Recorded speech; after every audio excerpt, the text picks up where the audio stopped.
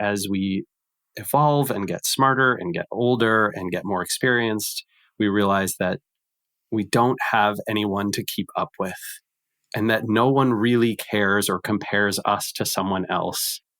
I hear this, in fact, I hear this from folks who are in the 60s plus, that the status game that they thought they were playing in their 20s and 30s turned out to be less important than they thought in their 40s and 50s and faded entirely by their 60s and 70s.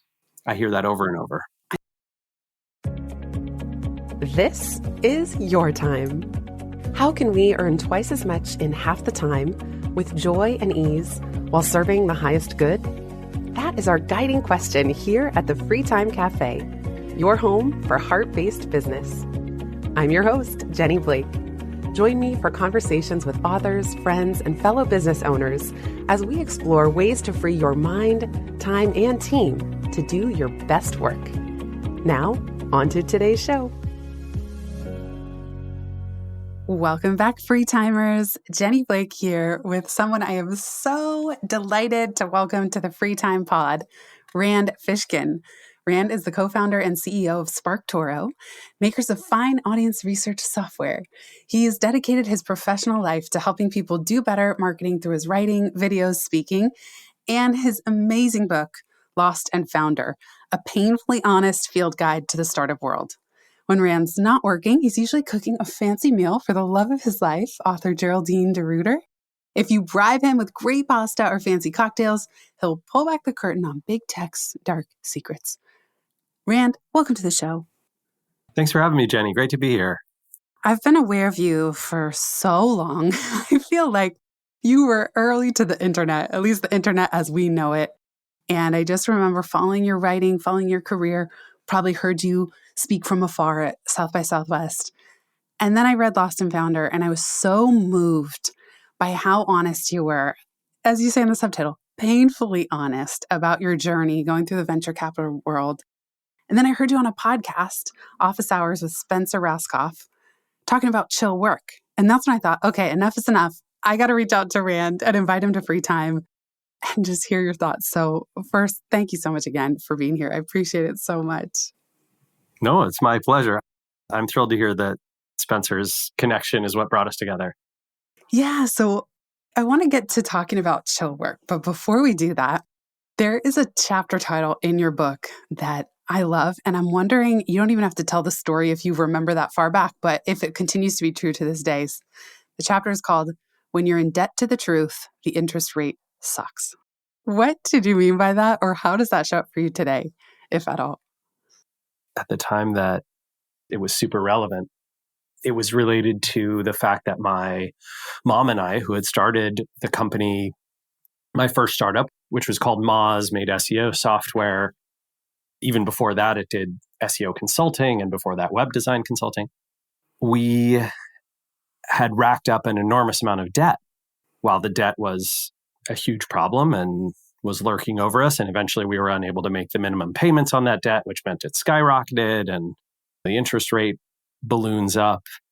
We had never told my dad, to whom my mom is actually still married, that we had any debt. And so, my mom was racing home at 3 p.m. or 3:30 or whatever to try and intercept the mail before my dad would get it. And whenever phone calls would come in at their house, she would run to the phone to make sure that it wasn't a debt collector calling. And she tried to convince my dad that they were getting tons of wrong numbers, and all this stuff.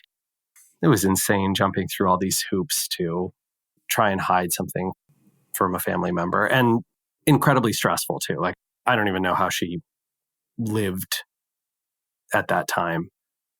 Apparently, many years later, after my mom had exited the business and sold, she did a transaction with a local venture capital firm to get a lot of liquidity. She made a lot of money when she sold the shares. She sold them at a very good time in the company's history and in the history of, VCs trying to acquire private stock. And I heard from my little brother, I don't really have a relationship with my dad, but I heard from my little brother that apparently he found out at some point, and there was like just a week of screaming. Oh, man. So I'm glad I wasn't around for that. I can so relate to just that when you're the one in the business driver's seat and there's a cash flow crunch, like one of the key features of being entrepreneurial in spirit, no matter the size of the business, is some level of hope that you can figure it out, you can fix it. And then that's also kind of one of the downsides, right? It's like, oh, well, you always think that the solution is just around the corner. So I'm not saying it's a good thing to hide things from our spouses and whatnot, but I can so relate to that thing of, shoot, we're in a cash flow crunch. We've solved every other problem. We'll solve our way out of this one. I just need to buy myself a little time. And I feel like just cash flow alone is probably one of the biggest challenges of running a business. I don't know if you're experiencing that now with SparkToro, but that seems like part of it. We've been, knock on wood, extraordinarily lucky to not experience that. I say extraordinarily lucky, and also a combination of unwilling to take those kinds of risks, very frankly. When I left Moz, which was not under great circumstances, unfortunately, I don't know how many of your listeners are interested in the ins and outs of venture capital. Hopefully very few, because it's not a great asset class, especially for entrepreneurs who care about freedom over growth at all costs with low odds of making it. But the reality was, when I left Moz, I did not have the funds to start SparkToro myself. And so I had to go raise money. My co-founder, Casey, and I, we raised enough to make sure that we would not be in a cash crunch. And we only spent about maybe a little over half of it developing the product and sort of building all the back end of the data systems and structures and testing it with users and all that kind of stuff. And we didn't launch until we felt extremely confident that there was a market and that lots of people were already on our email list waiting to get this product, that the product itself was quite low cost to operate, but did some creative and unique things that we thought only we could do that gave us a competitive advantage. And, the margins on software are quite good. We were familiar with subscription businesses. We had a lot of advantages going in that made sure, thank goodness, that cash has not been an issue for us. And we managed to get to profitability only 6 months after launch, despite the fact that we launched in April 2020, which was not exactly when people were paying attention to marketing software. Wow, that is incredible. 6 months in is like some of these companies take 6 years, and that would be short. I mean, that's what I appreciated so much about Lost and Founder is you shedding light on some of the vicious cycles that ensue when you do take venture funding and how so much of it ends up being a compromise. And I just really appreciated you were so open. Like, was it hard at that time when you were writing that book?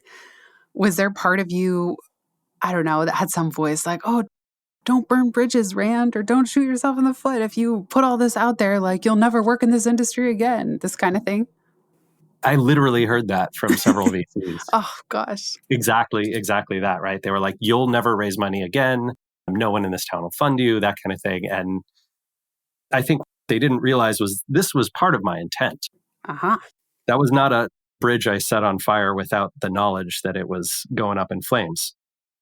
It was intentional. And I'll say this as well, which is that I felt strongly that even though every venture capitalist out there would say VC is wrong for 99% of companies, it's marketed to pretty much 100% of early stage entrepreneurs in tech.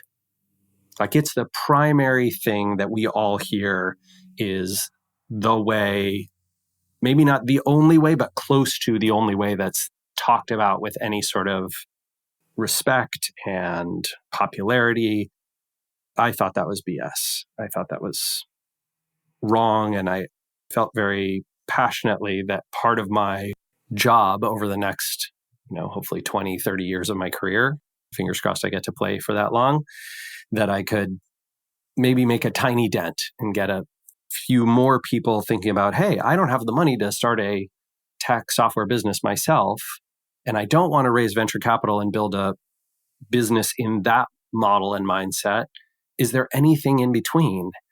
And that maybe by creating some examples of models in between and getting those funded and turning those into successful businesses that people would point to, them and say, hey, it can be done. Maybe I could do this. And, when we took SparkToro's funding, we actually open sourced our documents, our legal documents, our operating agreement, all that kind of stuff, our investor docs, so that other people could use them. And a few startups have used our docs to raise money on their own.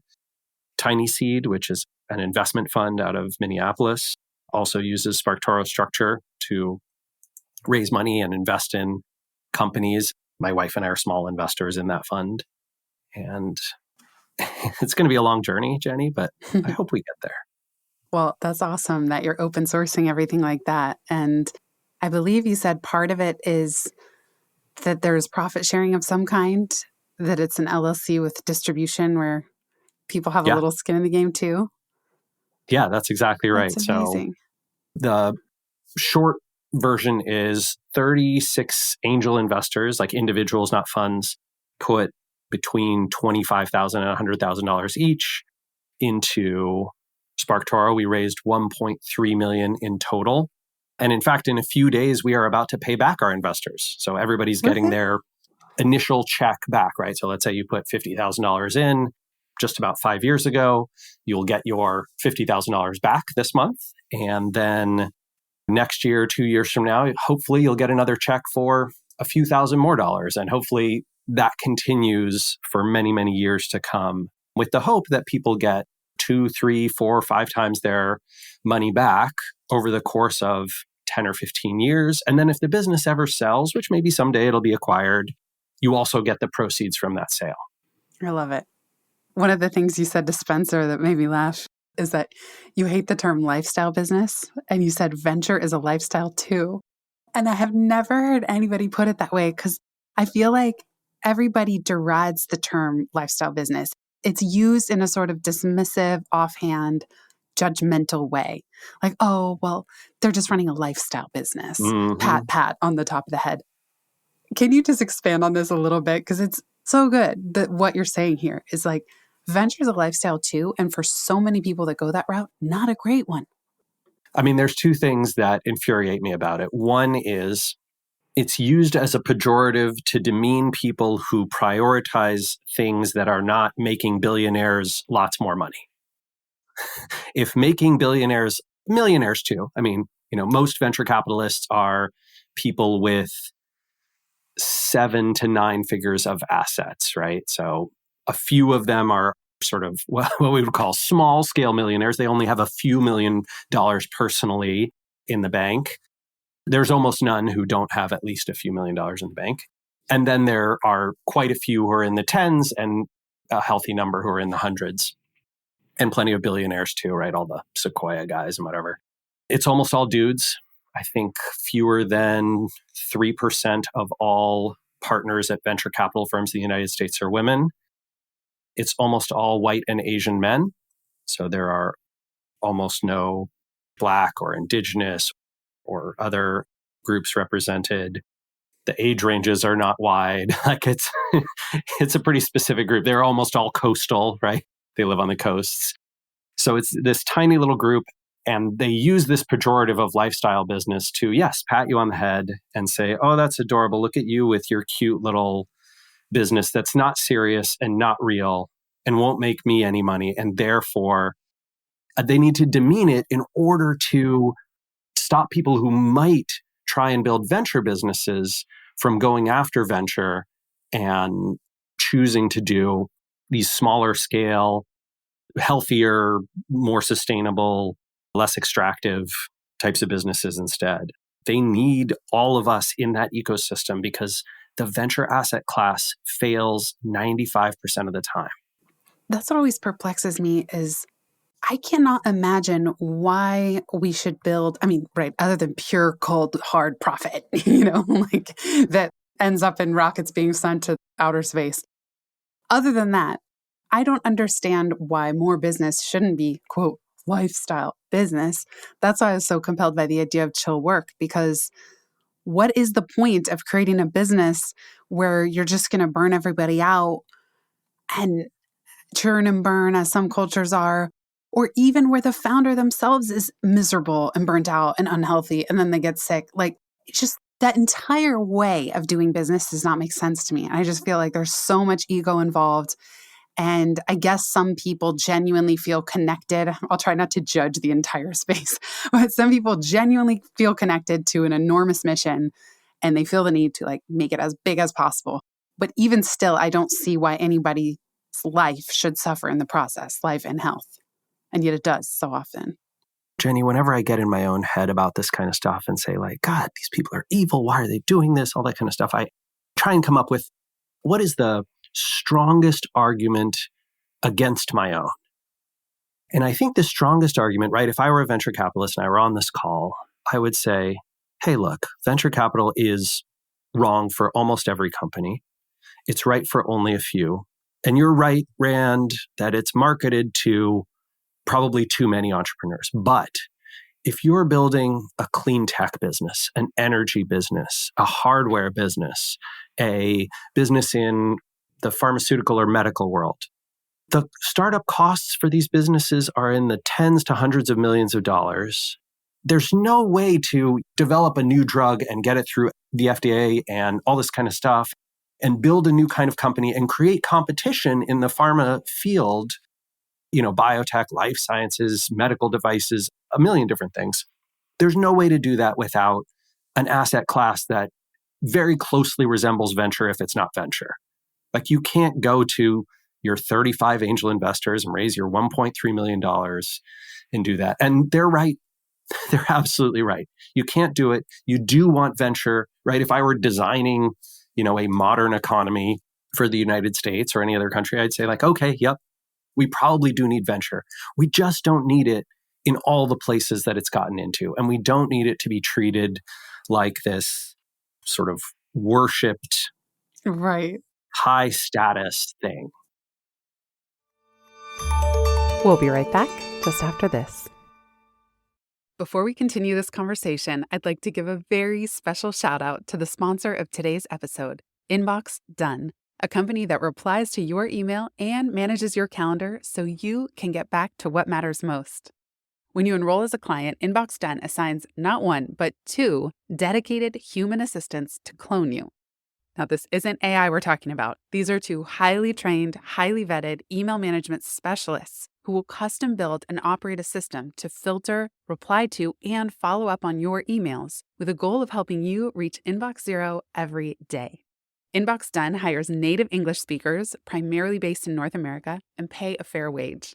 Now, having 2 assistants is important for redundancy because that means if one is out sick or they happen to leave, you're not up a creek having to start over from scratch. Part of managing email also includes tangential activities like social media replies, following up with leads so that you don't miss out on opportunities, and even other EA-related tasks that tend to come through email, like research, travel booking, planning events, and more. Just consider, how many hours did you already spend on email today? How many hours have you already spent on email this week? What would happen if it was someone else's job to reply to those emails for you? If you're a longtime listener, you know that email is one of my greatest sources of micro stress and micro guilt. Delegating email is often one of the most challenging parts of the business to outsource because it is so complex and varied, and because having a warm personal touch is important to us heart-based business owners. Thankfully, the Inbox Done team is here to help. They're offering a strategy session for free timers with one of their specialists to see if delegating email to their team could work for you. Visit inboxdone.com/freetime to book your discovery call today. That's inboxdone.com/freetime. I can't wait to hear what you do with your newfound free time. Now, back to today's show.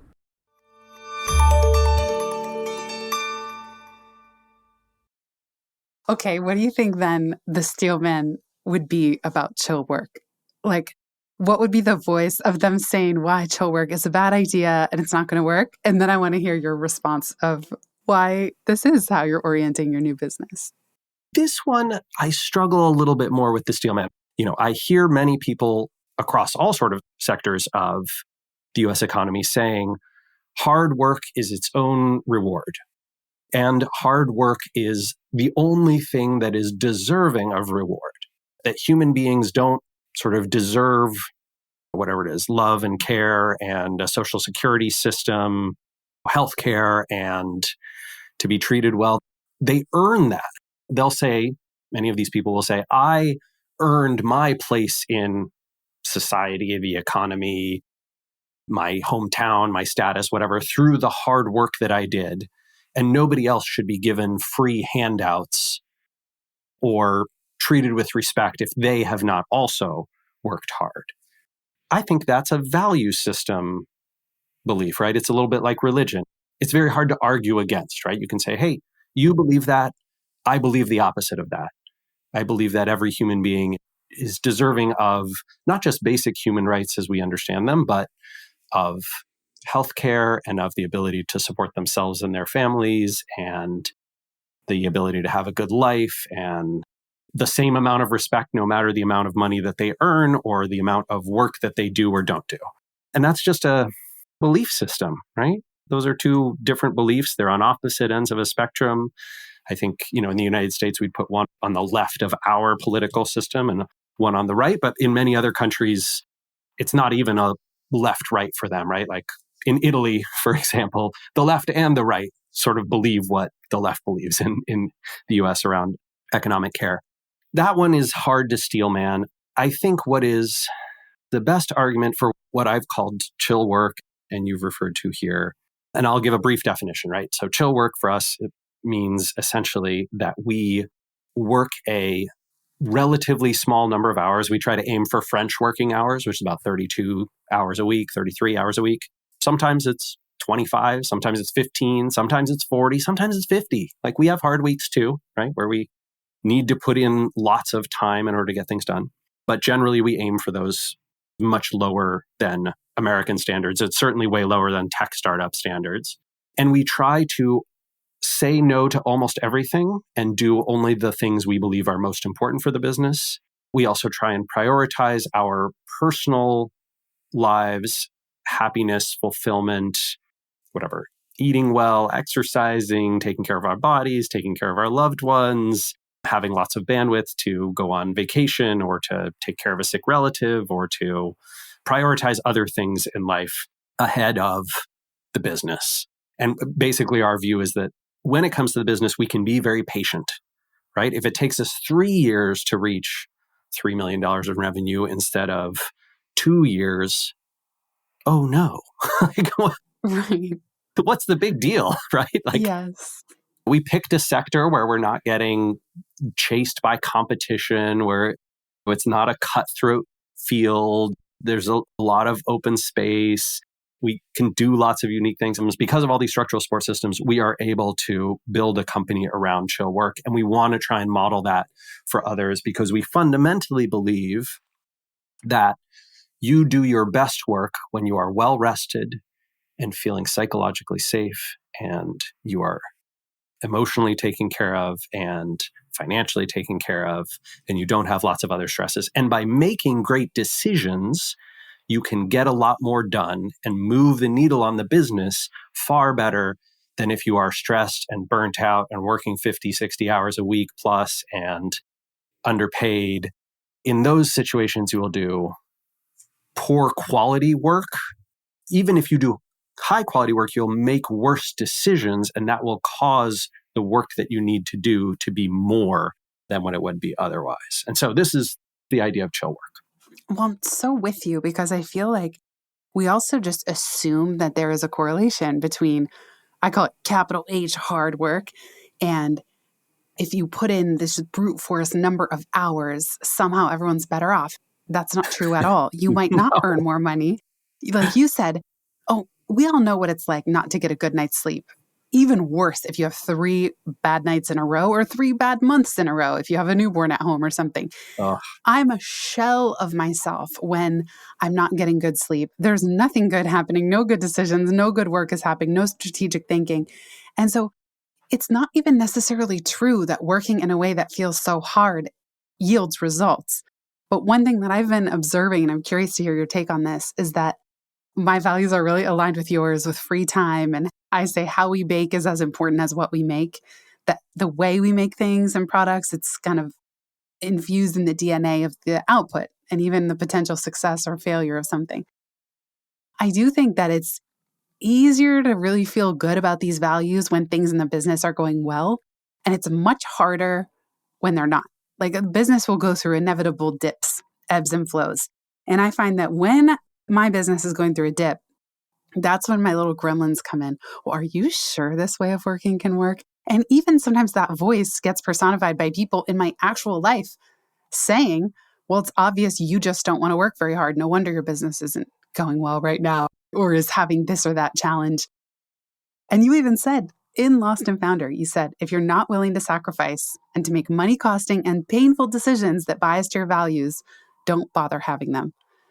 So have you had any moments like this, even in the recent years with SparkToro, where just for a moment you doubted yourself because things took a turn? So I don't think of chill work as something that must be always adhered to exactly, right? So the business has gone through times when it needed significantly more effort from one, two, or three of us. There's only three people who work at SparkToro, just myself, Casey, and Amanda. And there are weeks or maybe a month or two where it's been high stress, lots of things are changing. When Elon made all the changes with the Twitter API, that was a very stressful time and we were quite panicked. We probably worked more than we should have because many of the worky things that we were doing didn't produce anything, right? It was just panic response. Oh, I should be on and let me try and document all this stuff and let me try and plan out that. And I don't know that we really got anywhere. Like we could have probably just taken our usual chill pill and been like, this is going to pass. Let's see what data is out there. We'll email some people and brainstorm some ideas. This is the crazy thing. The crazy thing that's true is if from the start you design a business that does not scale linearly to amount of hours that you or anyone else puts in, but it scales instead on quality of decisions that you make. And software is a perfect example of this. So too would be any sort of investing business or a financial business, even many hardware and creative businesses, right?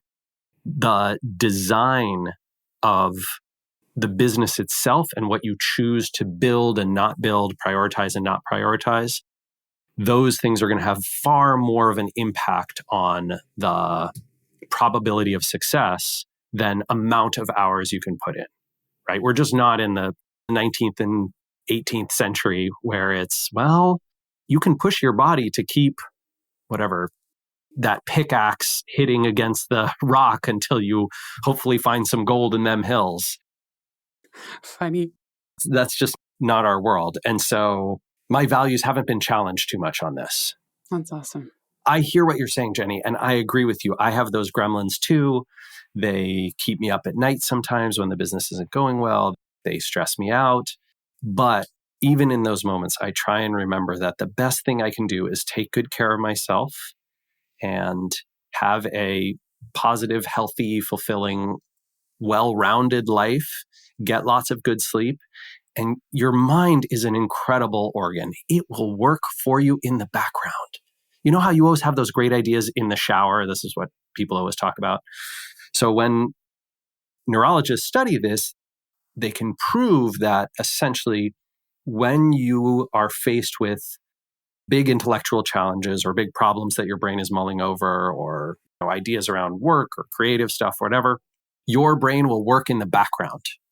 You have to give your brain that background time to do those things. You were mentioning that your father is like a singer-songwriter in the late portion of his career. And funny enough, a lot of incredible singer-songwriters talk about how when they took time off from just playing and practicing all the time, that's when they came up with their great music. Yes, that's true. He would get downloads from the muses every time he would go for a long walk. And he would have index cards in his shirt pocket to stop and write them down. And he always says now, because he's practicing to play the guitar to these lyrics, he says, skills are in the drills. And so my dad has this checklist notepad he made for himself with his set list. And he practices every day, every day, every day. But every now and then something happens. Maybe he goes on a short trip or he gets sick and he can't practice. And on the one hand, it's concerning. Oh no, I didn't do my drills today. But then sure enough, it might be a week later, there's a new breakthrough. Like suddenly he calls them clams. Maybe that's a universal term, but when you like make a little mistake and it's like, oh, actually when he came back to it, something had sunk in that week that integrated that learning and that practice. This is absolutely true. Everything to do with running a business and doing things smart. For some business owners, it's, okay, you know what?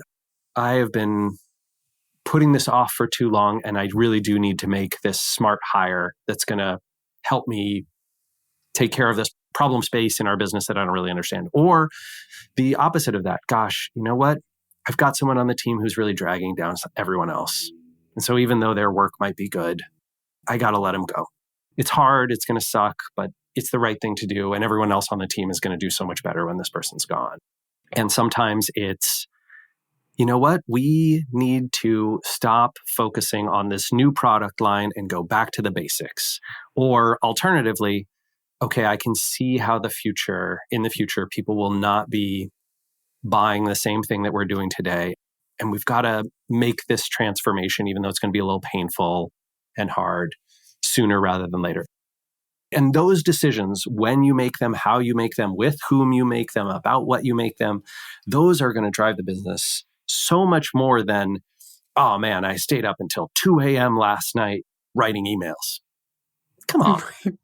Right. And you know what's funny? Even as I asked you that question, if you ever have doubts, as I look at and consider what you said, everything on that list is so reasonable. Like if you just take what is the highest good for all involved and for the system itself, those are things I could just totally see that you would believe in through the good, the bad, and the ugly, like doing only the things that we believe are most important, prioritizing your lives, happiness, fulfillment, eating well, loved one. It's like, I always come back to what is it all for if you're not going to do those things?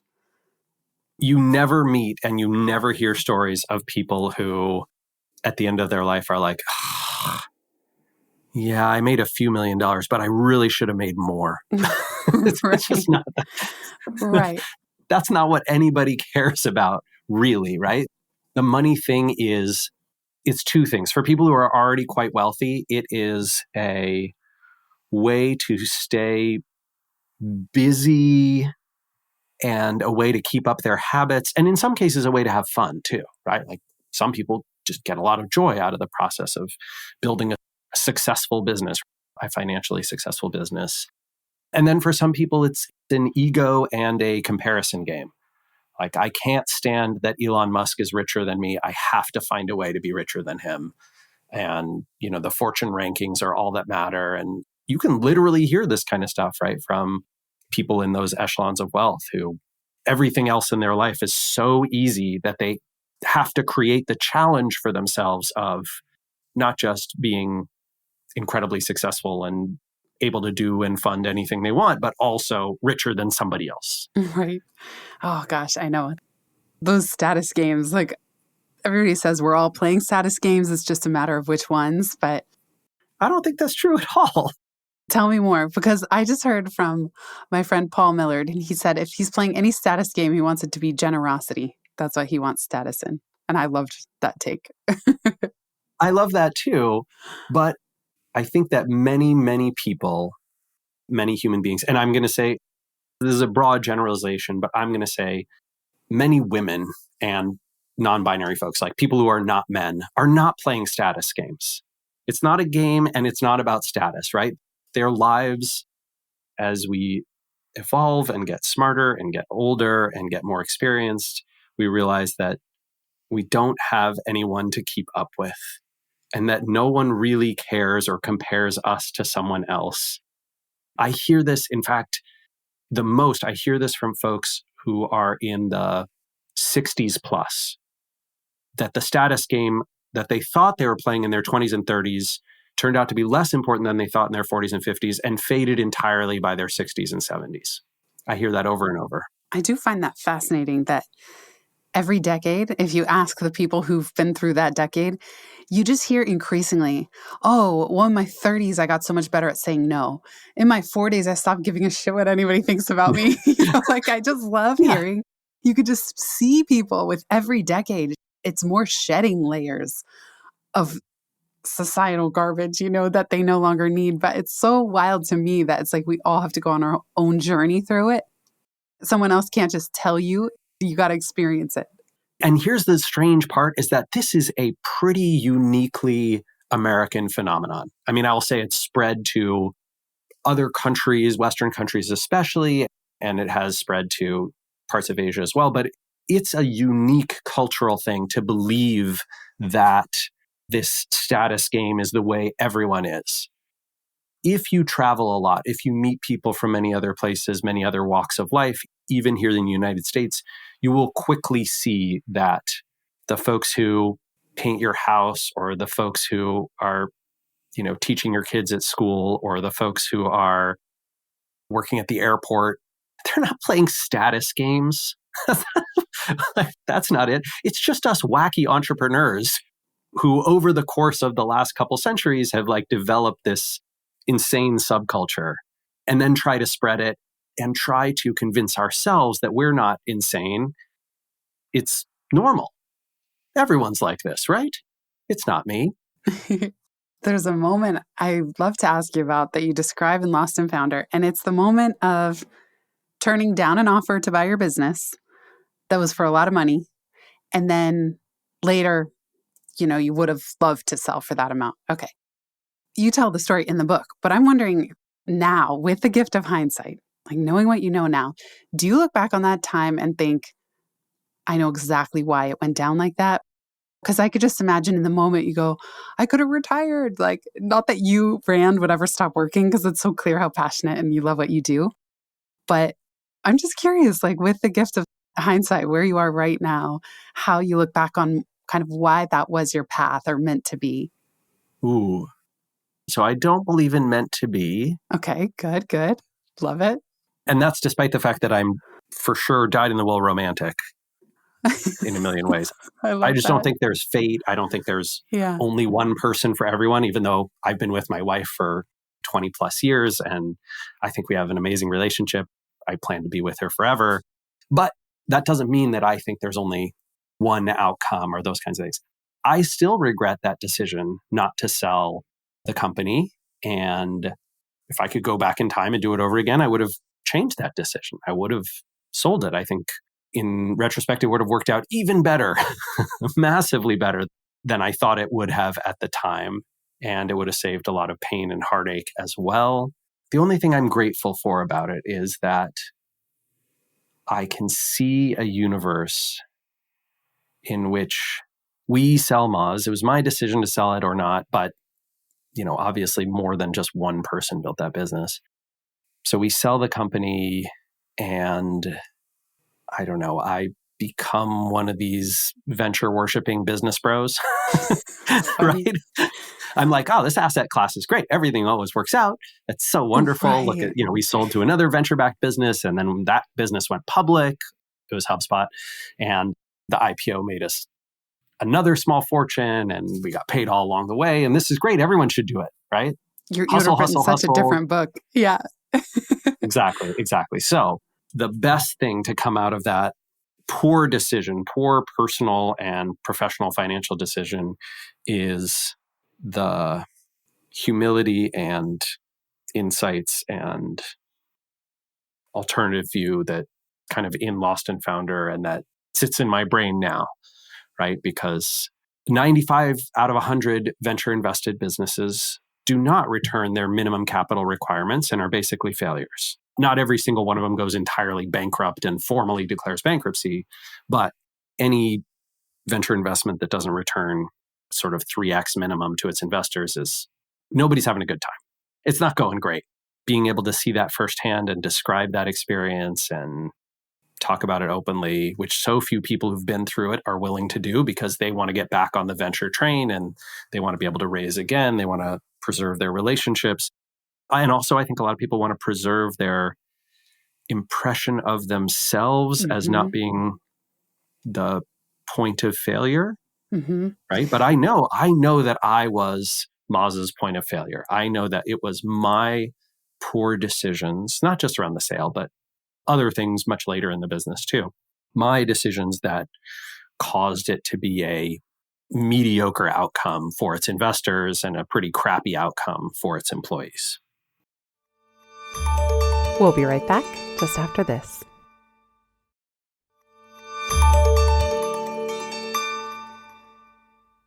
I really appreciate you sharing and being so open. I mean, now in the book, it is such a gift. Sometimes I wonder, looking back on moments like that, it is hard to say it was a mistake or I still regret it. What I get curious about is, wasn't there some kernel within you that was making the best decision at the time? And I don't know. It's like, did you go against your intuition or did your intuition actually speak up in that moment? And it's just that on paper, it looks and sounds like the wrong decision. Does that make any sense? It does. So let's see, if we're talking about two sort of monumental, actually three monumental decisions in Moz's history. One is choosing not to take the deal with HubSpot. Two is raising a second extremely large round of venture capital in 2012. We raised $18 million when the business was profitable and didn't need a dime. And three was stepping down as CEO and replacing myself with my COO. And I think that all three of those decisions, the first one, the one not to sell, was made not because the math didn't pencil out. It almost penciled out.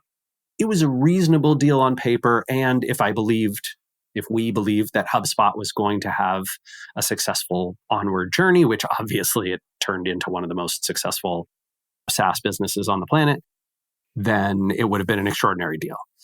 And I said no because of ego, because I thought that we were going to be, even on our own, as amazing as they were. And I was like, well, our revenue is only like 2 years behind them. If we just keep growing like we have been the last few years, we're going to catch up to that. And so why would I take this multiplier on last year's revenue when this year's is already going to be twice that? All that kind of stuff, right?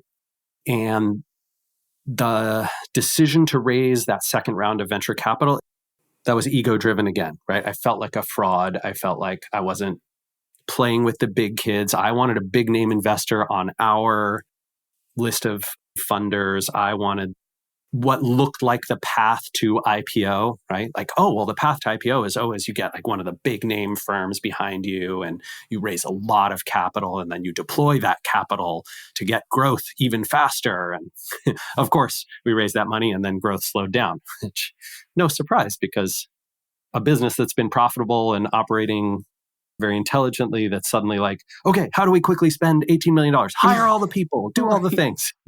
The third one was this decision to step down from the CEO role, which came from a place of feeling like I could no longer effectively run a company because I was depressed and anxious and just in pain all the time and couldn't sleep and thought that I had to work harder to to dig my way out of it instead of make better decisions. A little different on that third one. Well, it's just amazing, like, I don't know, your self-analysis around this and just at every stage and remembering where you were. And I always keep the Chinese parable, we'll see, in mind. I love that one because it's like, oh, I could have gotten a windfall of all this money and it could have gone a different way. But then it's like, we'll see. Just like the thing of hard work, there's actually nothing saying you, Rand, would have been any happier. Right. But it's a trick. It's a trick. We think it.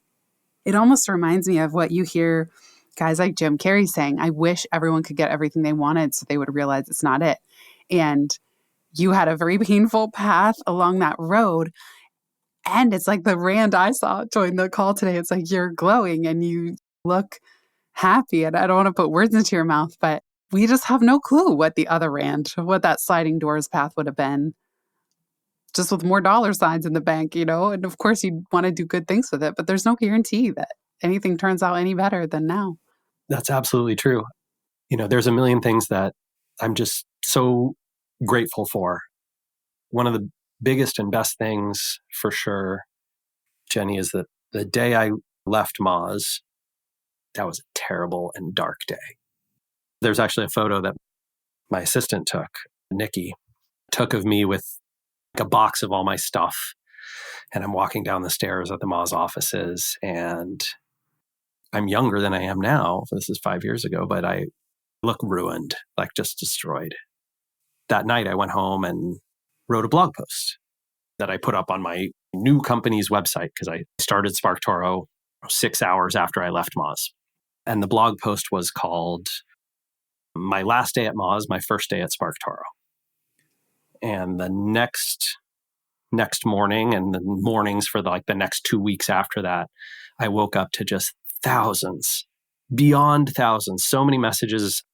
I don't think I ever actually got through them all. Wow. Of people saying, like, you changed my career. Wow. You changed my life. You helped me, whatever, in this terrible time in my life. I learned digital marketing because of you. I learned SEO because of you. Your videos inspired me to do this. I was working this job and you're the reason I got promoted. I saw you at this conference and you introduced me to this person and they hired me. And because of that job, I could afford our wedding. I put my kids through college. Like, so many beautiful stories. So many that I don't think any reasonable human being could be like, oh, my last 18 years, that was how long I was at Moz, was a failure. Like, obviously it was not a failure. Maybe Right. it didn't turn into the tens or hundreds of millions of dollars that I hoped it would for, me personally, for our investors, for the team especially.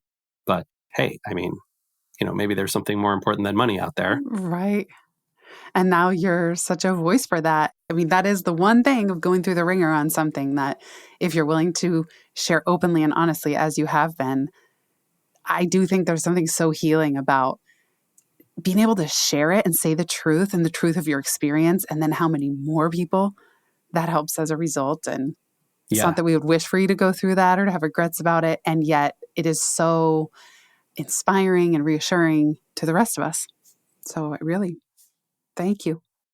Oh gosh, no, my pleasure. I mean, now, I hope I get to do that on a little bit of a different scale, right? With Yeah. folks like those who are listening to your podcast, right? That the free timers think to themselves, right, after hearing this, they're like, yeah, you know what? I don't need to kill myself working hard. I can make better decisions by giving my brain time off to work on those decisions. I can sleep. I can prioritize these other happy things in my life. And I can not feel jealousy or regret about the, few entrepreneurs who raise a bunch of money and become 100 millionaire pluses. Jenny, I know a few of those people. Like, I have, I don't know, a few dozen people in my network who are extraordinarily wealthy, right? They've made a ton of money through this stuff. Not all of them, but most of them are much less happy than people with 1/100th, 1/1000th of their net worth. That reminds me, I don't know if you know Lee Lefevre. I think he's out Yeah. at that. Yeah. So he says Yeah. the same thing. He's like, he's friends with wealth managers. And they're like, actually, there's such a burden. You have all this stuff, all these properties to take care of. You need this whole staff. Like, it comes with its own stressors. Okay, Rand. So that is the perfect segue into the last question, which is a permission slip. If you could give fellow business owners permission to do something differently or drop something altogether, what would it be? I feel like we have been giving permission slips throughout this whole conversation. And so I want to do a hard turn and go super tactical with this. And that is, Jenny, to say, I want to give you permission to hire an outside expert, a consultant or an agency, to do that thing that you have been thinking to yourself, gosh, I wish I was better at this. Or, gosh, my business could really benefit from someone who knows what they're doing in this space. And rather than hiring an employee or trying to learn it yourself, let me suggest that consultants and agencies, especially right now, because demand is down a little bit for that sector, not only are they doing quite high quality work, especially if you get a reference to a good one in whatever space you're in, but they see hundreds, if not thousands of businesses like yours and all the mistakes that they've made. And they've seen the transformation stories. They've seen the stories where it doesn't work out. And that perspective versus being just one person inside just one business or hiring someone to work inside just one business is ludicrously powerful. Just crazy powerful. SparkToro has used almost 24 consultants and agencies in the first few years of its life as a tiny little 3-person company. And I would give those people, those consultants and agencies, everyone from the people who do our taxes to our accountant to the folks who have given us our legal advice and our financial structure advice. We've had a bunch of folks do marketing help for us and audience research and customer research, right? Where they get on calls with people who are customers of SparkToro and help us understand what people want and don't want and aren't happy with. All of these consultants and agencies have done such incredible work for us, business changing, trajectory changing stuff. So you have my formal permission to go out, reach out to your friends and your network, or to me, if you want, rand@sparktoro.com, if there's someone in Marketing Universe that could help, and get a reference to a great agency who could help you do this thing that you really need to do for your business and you don't have time for, you don't want to hire for, you don't want to learn. I love it. And I love your description as ludicrously helpful. Mm-hmm. Game-changingly amazing. Rand, thank you so much. You generously shared your email. Of course, people should check out sparktoro.com. Is there anywhere else you want to send people to keep in touch and learn more? My suspicion is if you're listening to this, you probably are not super thrilled with what's going on at Twitter at the moment. Maybe you're not particularly excited with how things are going down with Reddit's leadership right now. Maybe you're looking for some other places to participate. I'm very active on LinkedIn, where I'm just Rand Fishkin, and also on Mastodon, which is part of the Fediverse. And I really like that model. That works kind of like email, but it's a social network like Twitter. And I'm at Randfish on Mastodon as well. Amazing. I'll put that in the show notes. I signed up for a Mastodon account, and then that's as far as I got. So if you go over there and you use it, you know, Jenny, I'll follow you. We can follow each other. We can have little chats there. Perfect. You'll be my first and only friend so far. Amazing. Rand, thank you so much. And thank you for leading the way, not just with your book, but just all that you've done, even in the early days of all this Wild West internet stuff. You've been a shining light and such a generous person in these communities since the very beginning. So thank you so much. And thank you for the open, honest conversation here today, too. My pleasure. Thanks for having me. If you've listened this far, you get a gold star. Thank you. Word of mouth is the most joyful way we can grow this show, and it helps us land interviews with the luminaries and insightful guests that you would most love to hear from. Please send this episode to a friend who might find it helpful. And for show notes and related links from this episode, visit itsfreetime.com. While you're there, make sure you're subscribed to the Time Well Spent newsletter. You'll get instant access to my tech toolkit, a continually updated list of all the software I use, along with the total monthly spend to run my business, where no one works full-time, even me.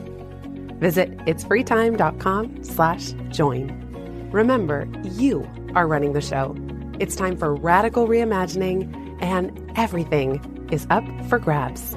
Let it be easy, let it be fun, and build with love.